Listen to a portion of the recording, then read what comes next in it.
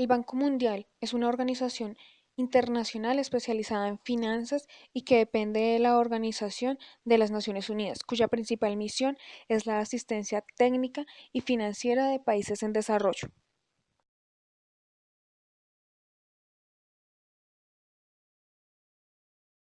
Los grandes bancos tienen carácter internacional, operan en varios centros financieros y proporcionan servicios para sus clientes corporativos. Los mayores pertenecen a China, Francia, Estados Unidos, Japón y Alemania. El tamaño de un banco se mide por su capital contable y el valor de los activos que maneja. De acuerdo al listado generado por el Banco Mundial el 1 de febrero de 2017, a continuación encontramos los 10 bancos más importantes del mundo.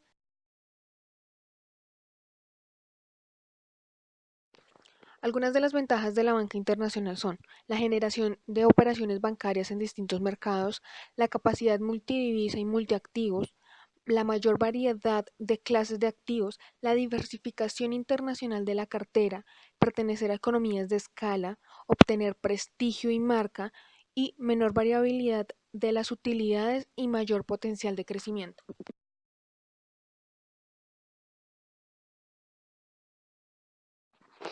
Las opciones con las que cuenta un banco para operar internacionalmente son, primero, un banco corresponsal, que consiste en establecer un vínculo con una institución de otro país en un centro financiero importante para realizar actividades mutuas. Segundo, una oficina representativa, que sirve para ayudar a los clientes corporativos del banco pariente en otro país.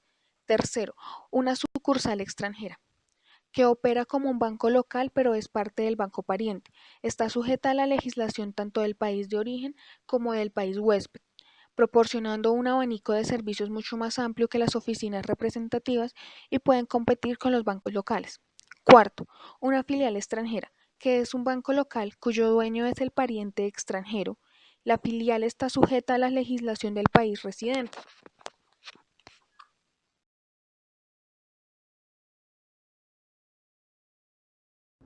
Paraíso fiscal. Un paraíso fiscal es un país que exime del pago de impuestos a los inversores extranjeros que mantienen cuentas bancarias o constituyen sociedades en su territorio, mientras los ciudadanos y empresas residentes en el propio país están obligados al pago de sus impuestos como en cualquier otro lugar del mundo. Los extranjeros gozan en la mayoría de los casos de una extensión total o al menos de una reducción considerable de los impuestos que deben pagar. Esto es así siempre y cuando no se realicen negocios dentro del propio paraíso fiscal. Características de paraíso fiscal. La principal característica de un paraíso fiscal consiste en una política tributaria favorable a la inversión extranjera, pero existen otras características adicionales que hacen que un país pase de ser considerado un simple territorio de baja tributación a un verdadero paraíso fiscal. Una de ellas es que los datos personales de propietarios y accionistas de empresas no figuran en los registros públicos, o bien se permite el empleo de representantes formales. Otra es que existen estrictas normas de secreto bancario, o sea, los datos de los titulares de las cuentas solo se facilitan a las autoridades si existen evidencias de delitos graves como el terrorismo o el narcotráfico. Otra, no se firman tratados con otros países que conlleven intercambio de información bancaria o fiscal. Se fomenta una estabilidad política y monetaria.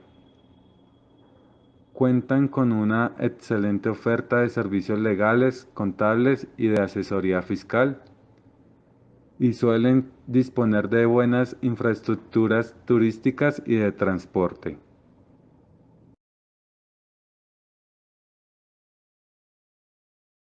Las principales ciudades y territorios donde se ejercen los paraísos fiscales son Malta, Mónaco, Suiza, Bahamas, Panamá, San Marino, entre otras.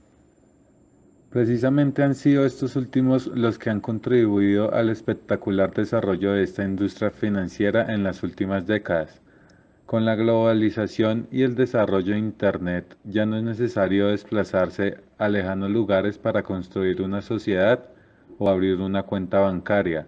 Se han abaratado enormemente los costos de gestión, por lo que en la actualidad invertir en un paraíso fiscal está al alcance de cualquier persona. El mercado internacional del dinero, o también llamado mercado de euromonedas, comprende todos los depósitos, retiros, préstamos, movimientos de diferentes tipos de monedas en un banco internacional. Por ejemplo, un eurodólar es un depósito en dólares en un banco situado fuera de Estados Unidos. Un euro-yen haría referencia a un depósito de yenes en un banco situado fuera de Japón y así sucesivamente con los demás estados.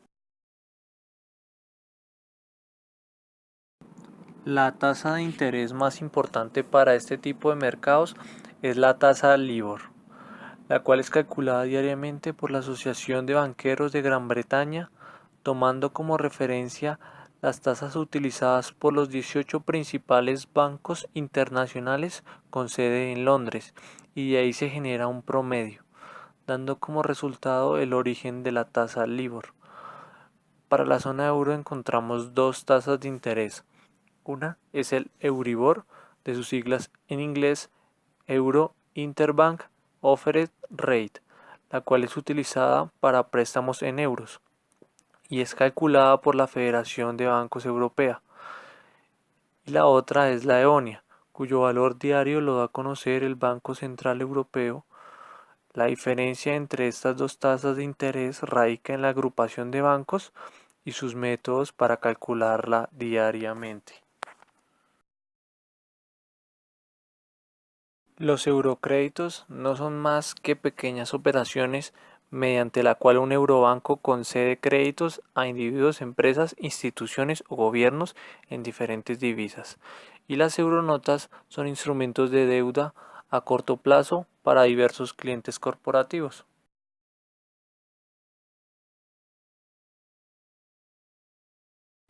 Los FRA o los acuerdos sobre tipo de interés futuros son básicamente contratos en los cuales dos partes, ya sea una empresa y un banco, acuerdan desde un inicio el tipo de interés que se va a pagar en una determinada operación financiera, con vencimiento en una fecha concreta.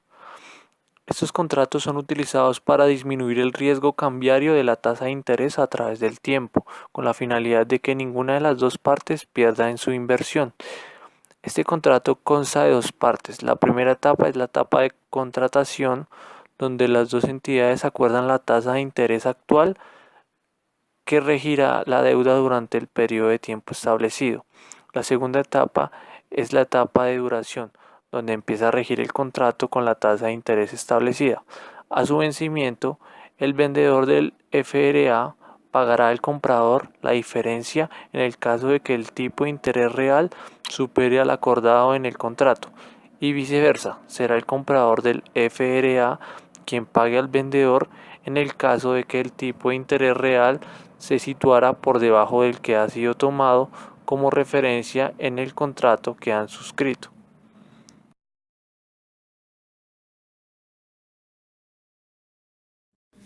Mercado internacional de bonos. Es un instrumento financiero que cotiza en bolsa, en los mercados de deuda y que indica que el emisor del bono debe pagar una cantidad específica de dinero y que adicionalmente ha acordado pagar intereses sobre esa cantidad. En el año 2011 el valor nominal de los bonos en circulación fue de 95 millones de dólares y de esa cantidad el 43% correspondía a bonos gubernamentales, de esos el 70% son domésticos, es decir, denominados en moneda nacional y negociados en el mercado nacional. Los demás son bonos internacionales que se dividen en dos categorías, bonos extranjeros y eurobonos. Los bonos extranjeros provienen de un emisor extranjero, se denominan en moneda nacional y se venden a los inversionistas nacionales. Los eurobonos se denominan en una cierta moneda y se venden a los inversionistas de un país de otra moneda. Todos los bonos, domésticos, extranjeros y eurobonos, funcionan en paralelo y compiten entre sí. Un portafolio de bonos internacionales bien diversificado contiene bonos de todo tipo, emitidos por varios países y denominados en las principales monedas. Los bonos son una promesa de pago por parte del emisor de acuerdo a las condiciones de emisión del mismo. Las razones principales en términos de empresa de emitir bonos es que se resigna menos poder. Hay tres formas de financiación directa: emitir acciones, emitir deuda y tomar préstamos en un banco. Esta última lo deja sujeta a auditorías y toma decisiones que quizás no quiera tomar. Emitir bonos es un poco menos agresivo en términos de pérdida de poder, ya que no tiene que responder realmente ante nadie, simplemente tiene que cumplir con las condiciones de emisión. Emitir acciones es la peor en el caso de resignar participación de su compañía. Condiciones de emisión. Emisor. Quien emite el bono puede ser un gobierno o una compañía privada. Plazo. ¿En cuánto vencerá definitivamente el bono o expirará? Renta. Es decir, cuánto pagará de interés y en qué periodo lo hará. Amortización. Cómo pagará el capital, ya sea al final o periodo semestral o mensual. Monto de la emisión. Es el valor total de la deuda. Moneda de emisión: dólares, pesos, euros. Garantías. Un ejemplo son las regalías petroleras o recaudación impositiva. Ley aplicable, si hay incumplimiento.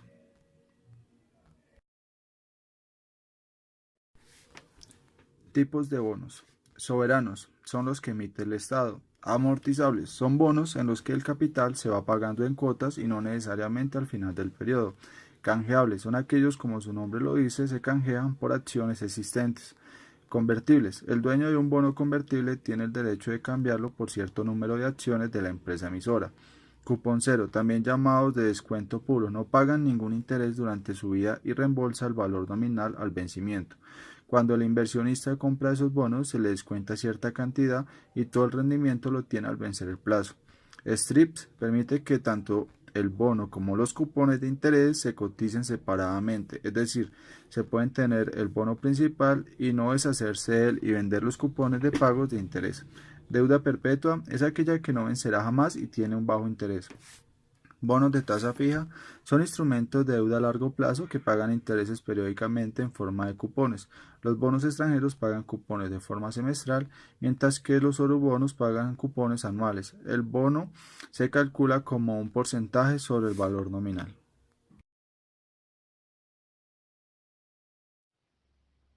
Mercado internacional de acciones. El tamaño de un mercado accionario se mide por su capitalización, lo cual es el valor de mercado de las acciones en circulación. Las grandes empresas pueden obtener financiamiento emitiendo deuda o acciones.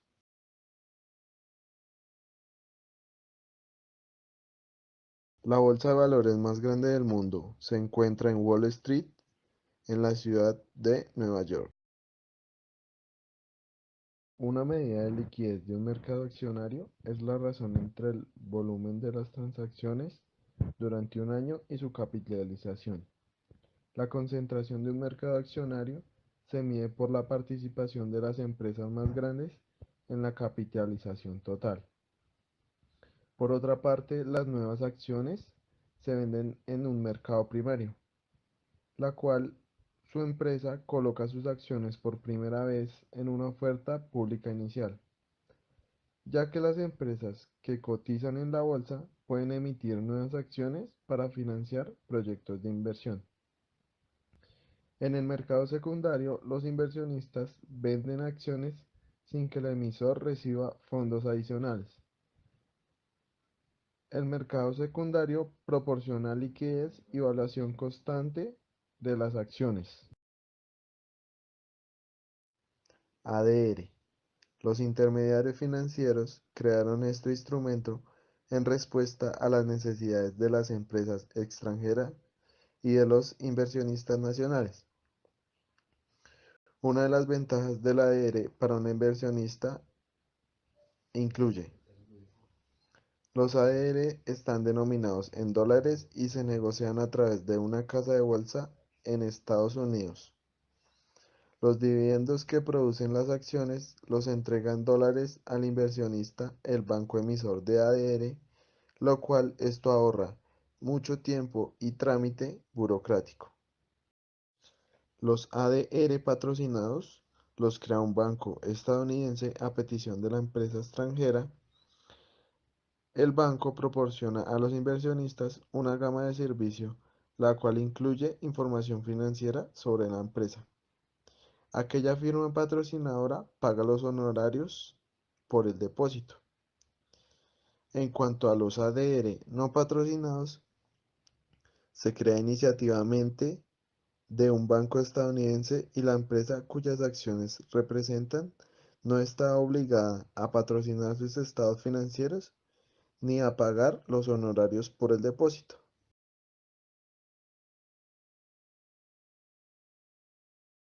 Webs. Este tiene una estructura semejante a los ADRs, pero en vez de acciones individuales, ofrece portafolios que replican índices internacionales. Existen webs para 20 países en 3 continentes. Estos webs se pueden negociar en la bolsa de valores, por lo que constituyen un vehículo de diversificación internacional muy cómodo y de bajo costo.